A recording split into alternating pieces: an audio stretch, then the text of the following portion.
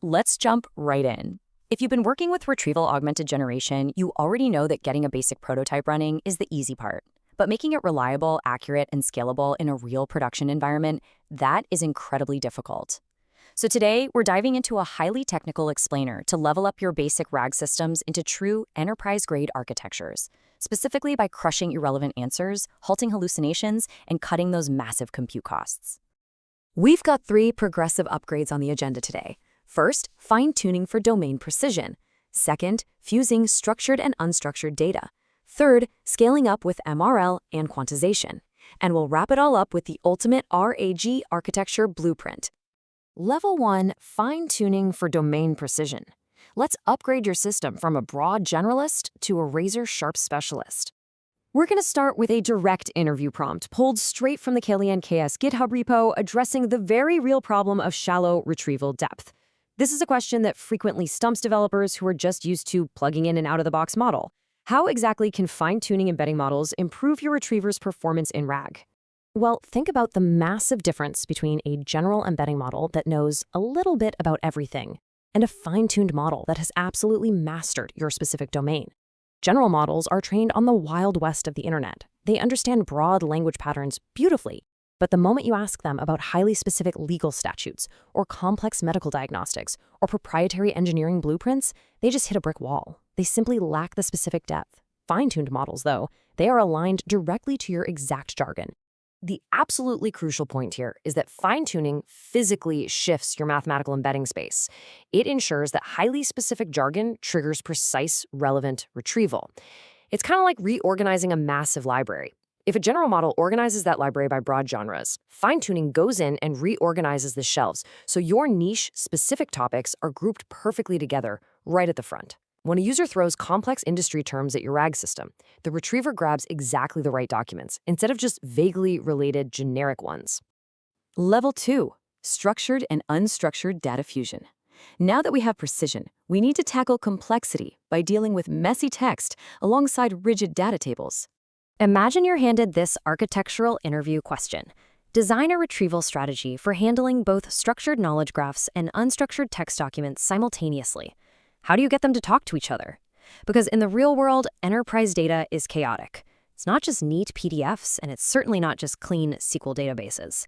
Designing a system that pulls from both at the same time is a massive competitive advantage. The solution here is a parallel hybrid approach. Step 1. You run semantic similarity on your text chunks using those fine-tuned vector embeddings we literally just talked about. Step 2. You use explicit schema, metadata, for graph traversal to navigate your structured data. And step 3. You fuse the streams together. You're essentially running 2 engines at once, one hunting for meaning and context, and the other hunting for hard, connected data points. Fusing them is required because they bring completely different superpowers to the table. Text gives us incredible contextual richness via semantic search. It's amazing for the why and the how, but it can be a bit fuzzy. Structured data, on the other hand, provides factual precision through explicit entity relationships. It gives you the unshakable who, what, and when. Querying both gives you a full, multi-dimensional answer. And this combination directly attacks the hallucination problem by grounding your rich text in hard facts. If the language model starts getting a little too creative and confidently hallucinates a fake legal precedent based on fuzzy text, the structured knowledge graph acts as a factual anchor. It pulls the model right back to reality, guaranteeing that the generated response is not just fluent, but mathematically and factually precise. Level 3, scaling with MRL and quantization. We're shifting from accuracy and complexity to sheer massive scale. When your RAG system hits the big leagues, storage and retrieval efficiency become huge bottlenecks. That brings us to this critical prompt. Tell me the strategies to scale embeddings in RAG retrieval. It's great to have highly accurate, hybrid fusion embeddings, but what happens when you're dealing with a billion of them? Your vector database costs will skyrocket, and retrieval times will slow to a crawl. We need advanced strategies to compress this data without losing the intelligence we just built. Enter Matryoshka Representation Learning, or MRL. This is brilliant. Think of MRL literally like Russian nesting dolls. Smaller dimensional representations sit perfectly inside the larger ones.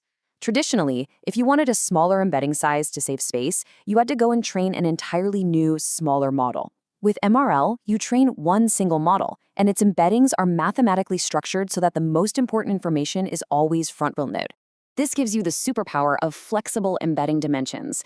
You just truncate the vector array. Hardware constrained? Use the smaller inner doll. Got plenty of compute? Use the whole outer doll.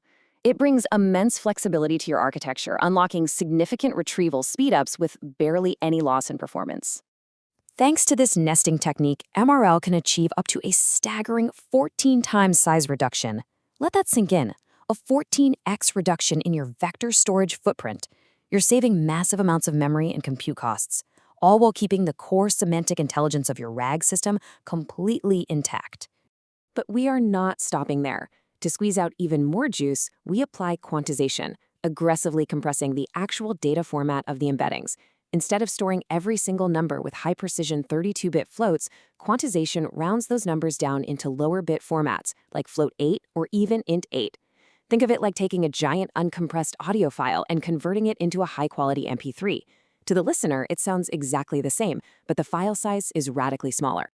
Now, when you stack MRL and quantization together, you can yield up to an incredible 8 times compression rate overall on your system's operational memory bandwidth.